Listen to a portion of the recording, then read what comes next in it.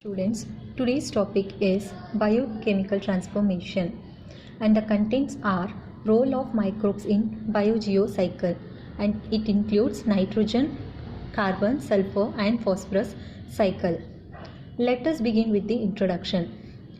Earth biosphere can be thought of as a sealed container into which nothing new is added except the energy from the sun. Nothing new cannot be added to the earth except the sun energy.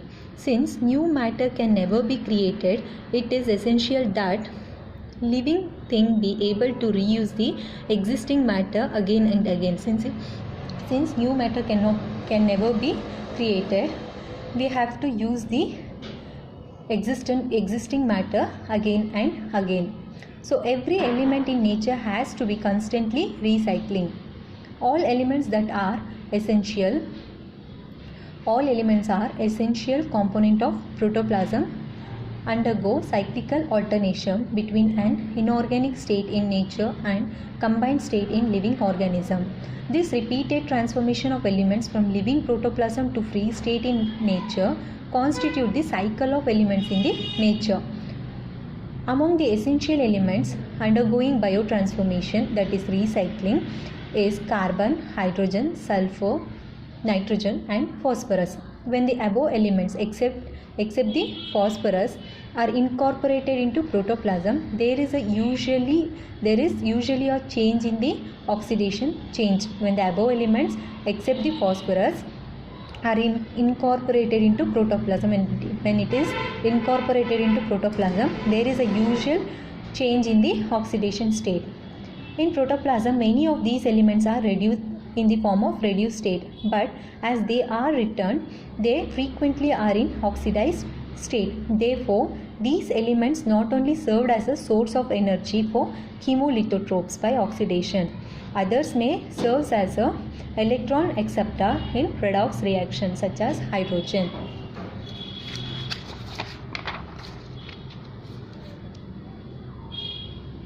So now let us begin by the carbon cycle. The carbon cycle is one of the several recycling process, but it may be the most important cycle affects all the life on the earth. Carbon recycling is one of the several recycling process. It has the several recycling process in the carbon, but it may be the most important cycle affect all the lives on the earth. Carbon is known to the basic building block of life. Cycling is a process in which the carbon atoms are recycled over and over. It takes place within Earth's biosphere. Carbon cycles takes place within the Earth biosphere and between living things and the non-living environment.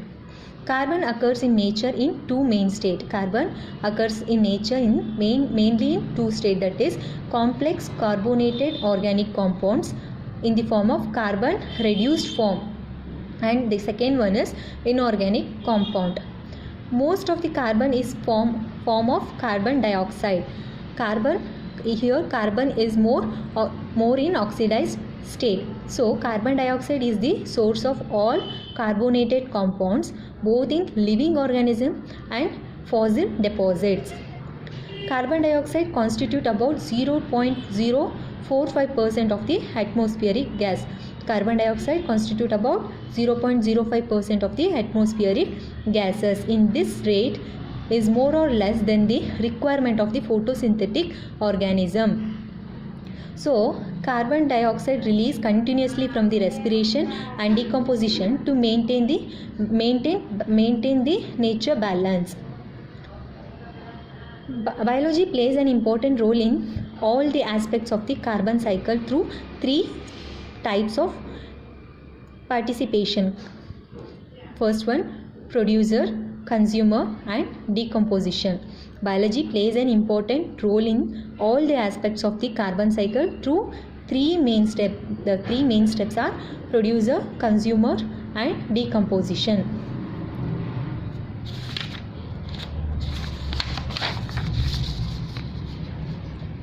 So, what is producer? They represent the beginning of all food chains in nature. Producer represents the beginning of all food chains in nature. The producer fixes atmospheric carbon dioxide. It fixes the atmospheric carbon dioxide and its subsequent assimilation into organic molecules through photosynthesis process. Next, consumers. Carbon is transferred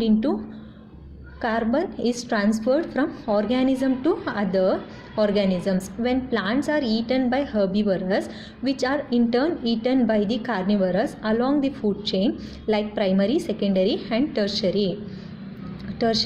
Consumers gets their required carbon either directly or by eating plants indirectly by eating animals that have eaten plants.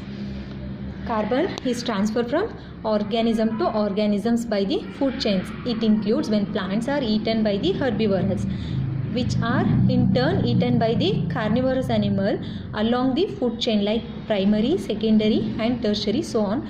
Consumers get their required carbon either directly by eating plants or indirectly by eating animals that have eaten plants to become their cellular materials or to release to atmospheric through respiration, in which a considerable portion of carbohydrates is oxidized to yield carbon dioxide, water and energy as follows.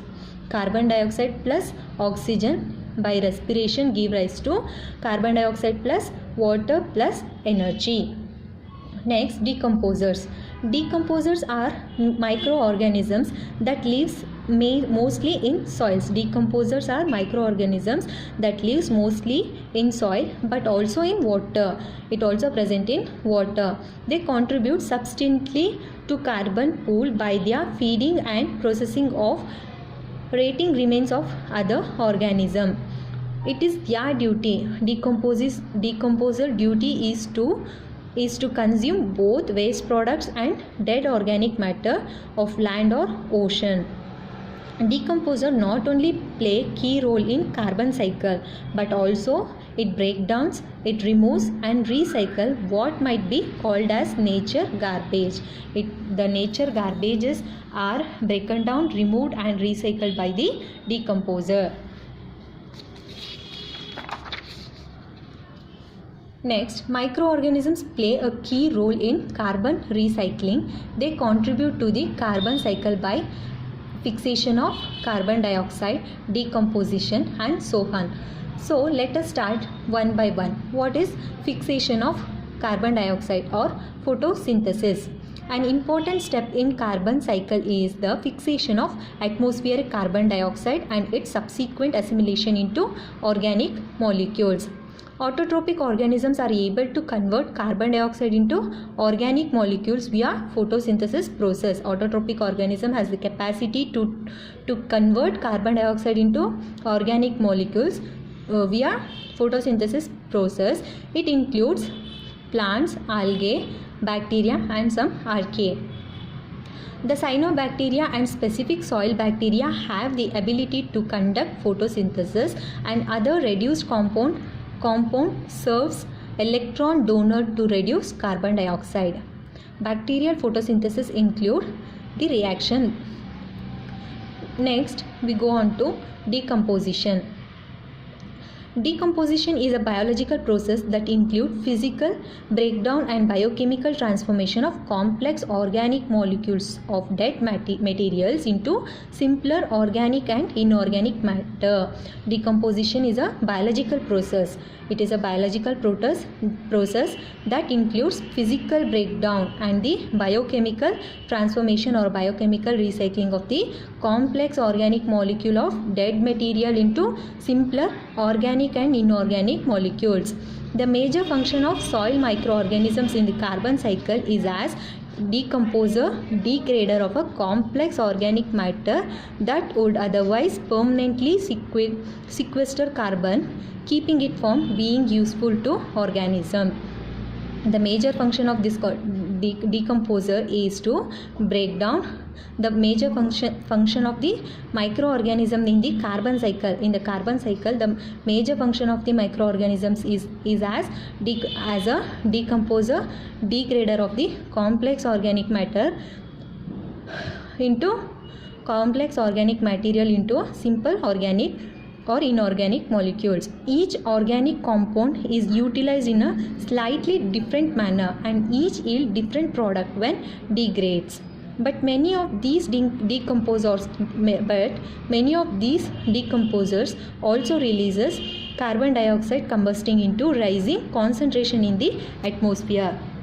Many of these decomposers also releases carbon dioxide. Hence there is rising in the concentration in the temperature.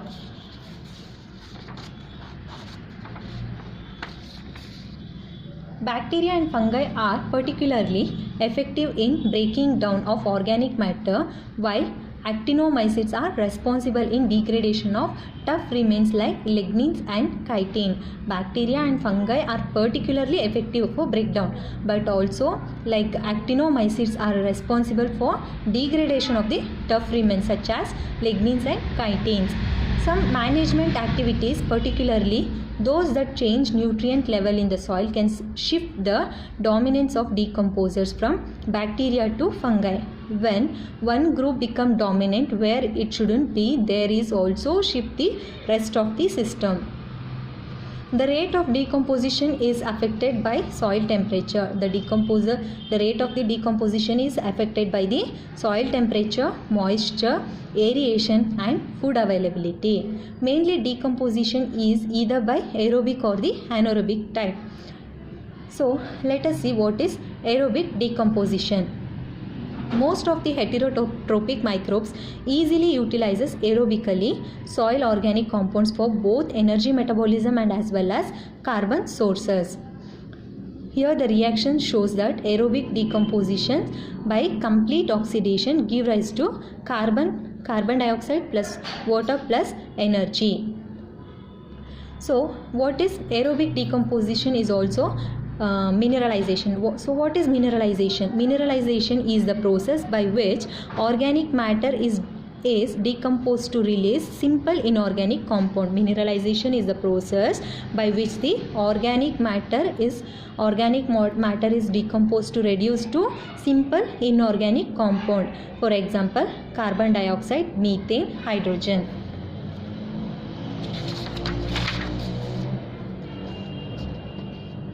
So next, what is immobilization? Immobilization, the nutrients that are converted into biomass become temporarily tied up from nutrient recycling until the organism dies. Here the nutrients that are converted into biomass become temporarily tied up from the nutrient regular recycling until the organism dies, at which time carbon released back into the environment via decomposition. Immobilization is the process that the nutrients that are converted into biomass which become temporarily tied up from the nutrient recycling until the organism dies, at which time the carbon released back into the environment via decomposition.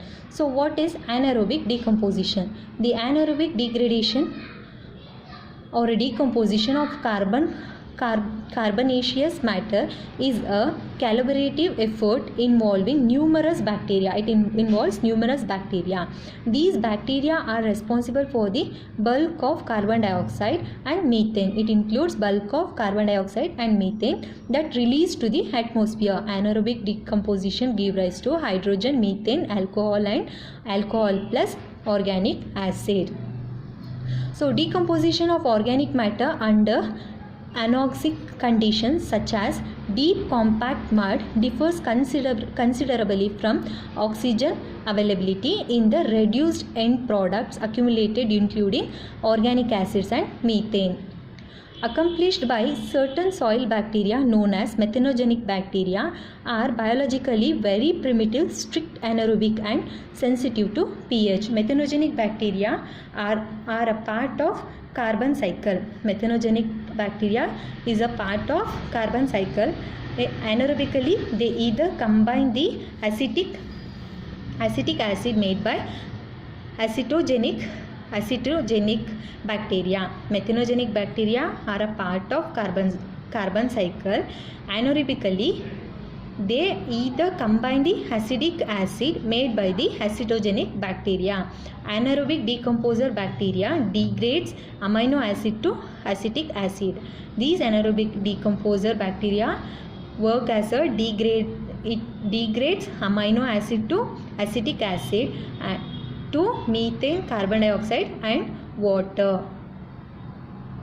In both routes of conversion requires hydrogen and yield energy from the methanogenesis.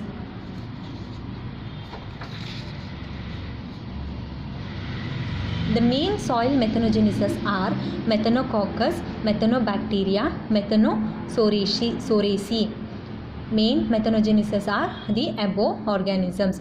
To complete the recycling pattern, another group of methane bacteria called methanotropes, literally methane eaters, they are methane eaters, are able to reoxidize released methane again to carbon dioxide, like Pseudomonas and Methylomonas. To complete recycling pattern, another group of methane bacteria called as methanotropes,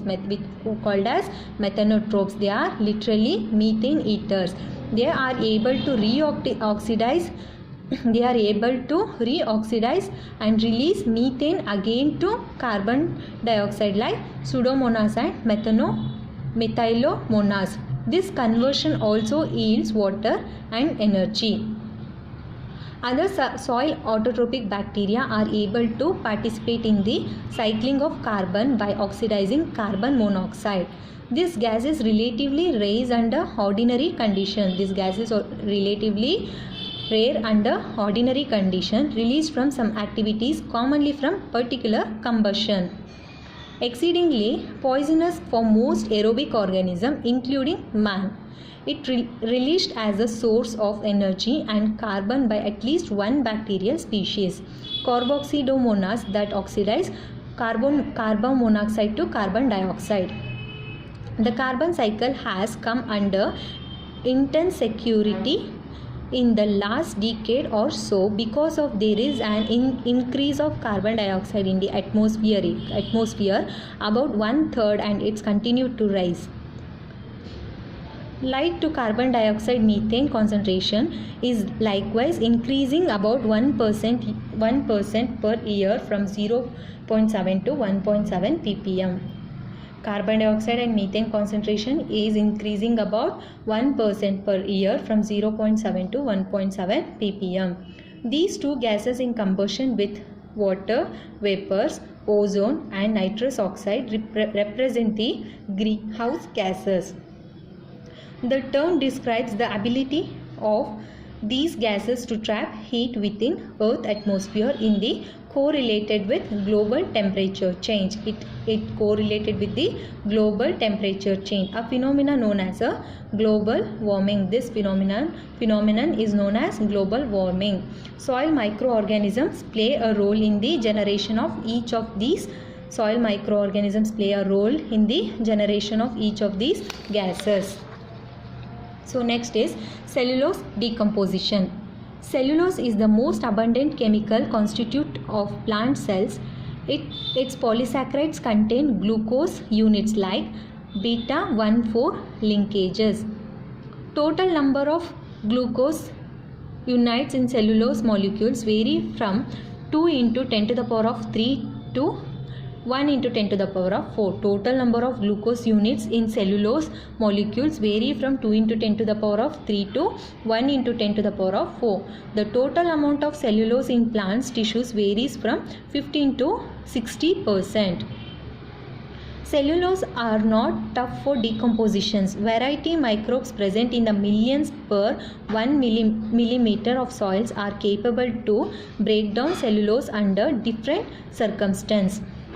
Oxic and anoxic in availability of oxygen, cellulose decomposes into carbon dioxide, while in anoxic condition, cellulose incompletely decomposes with release of many intermediates like organic acid and alcohols.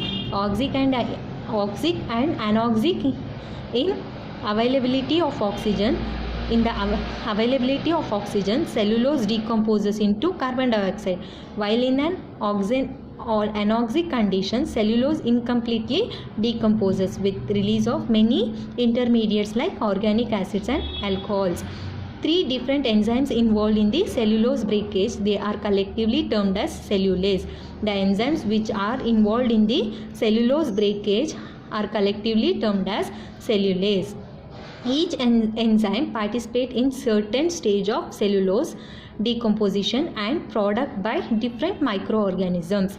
Microorganisms that are able to biosynthesize all three enzymes called true catalytic microorganisms. What is catalytic microorganisms? The microorganism that are able to biosynthesize all the three enzymes called as a cellulitic microorganism. And this is about the carbon cycle.